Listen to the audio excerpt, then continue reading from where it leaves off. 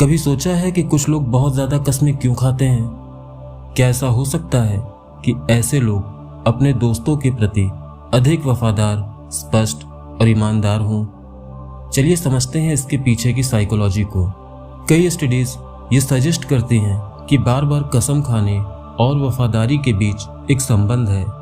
ये संबंध किसी व्यक्ति के साफ गोई स्वभाव का स्पष्ट संकेत है।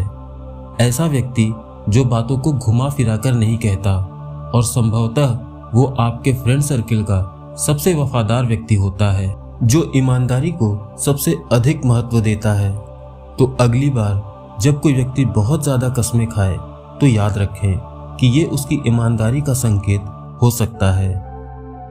क्या आप जानते हैं कि एक किस सिर्फ आपके दिल की धड़कनों को बढ़ाने से कहीं ज़्यादा कर सकता है?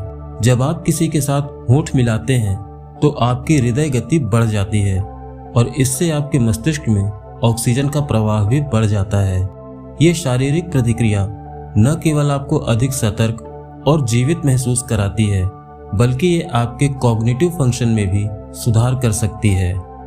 तो अगली बार जब आप किस के लिए झुकें तो याद रखें कि किस सिर्फ एक रोमांटिक जेस्चर नहीं है, बल्कि ये आपके ब्रेन को भी बूस्ट करता है। क्या आपने कभी नोटिस किया है कि कुछ लोग छोटी छोटी बातों पर भी बहुत ज्यादा हंसते हैं? उनकी हंसी उनके अंदर के अकेलेपन का संकेत हो सकती है। आप मजबूत और अकेले हंसने वालों से मिलिए। उनकी हंसी, जिसे अक्सर ज्यादा माना जाता है, शायद उनके अकेलेपन को छिपाने का एक तरीका हो सकता है।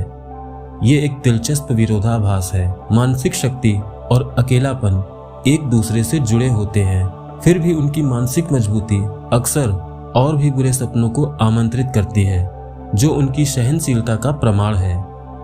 तो अगली बार जब आप किसी को दिल खोलकर हंसते हुए सुने तो याद रखें कि ये सिर्फ हंसने की प्रतिक्रिया नहीं हो सकती, बल्कि विपरीत परिस्थितियों से मुकाबला करने का एक तरीका, ताकत का संकेत या शायद अकेलेपन का मुखौटा भी हो सकती है। क्या आप रोने या बहुत ज्यादा सोने की आदत से खुद को रोकना चाहते हैं? इसके लिए आपको अपने शारीरिक संकेतों को समझना होगा। आंसुओं को रोकने के लिए अपने जबड़ों को ढीला करने की कोशिश करें। ये सरल तकनीक आपको भावनात्मक क्षणों में संयम हासिल करने में मदद कर सकती है। और अगर आप नींद से जूझ रहे हैं तो 15 मिनट से ज्यादा स्थिर अवस्था में न रहें, चलते रहें, भले ही ये सिर्फ एक छोटी सी करवट ही क्यों ना हो। ये कुछ तरीके हैं जिनका इस्तेमाल करके आप अपनी भावनाओं पर नियंत्रण प्राप्त कर सकते हैं। ध्यान रखें कि अपनी भावनाओं को नियंत्रित करने के लिए आपको केवल अपने शरीर के संकेतों को समझना है।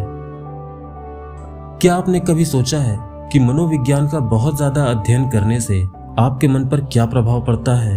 ये बहुत ही रोचक है। मानव मन की गहराई में उतरने से आपके व्यवहार की समझ बढ़ती है, धैर्य और सहनशीलता बढ़ती है। आपको अपना आपा खोना मुश्किल लगता है, इसलिए मनोविज्ञान का अध्ययन आपको ज्यादा धैर्यवान व्यक्ति बना सकता है। तो ये थे कुछ इंटरेस्टिंग साइकोलॉजिकल फैक्ट्स जो हमारे बारे में हमारी सोच से कहीं ज्यादा बताते हैं। ज्ञान के ये छोटे छोटे अंश हमारे दिमाग की जटिल और अक्सर हैरान करने वाली दुनिया पर प्रकाश डालते हैं।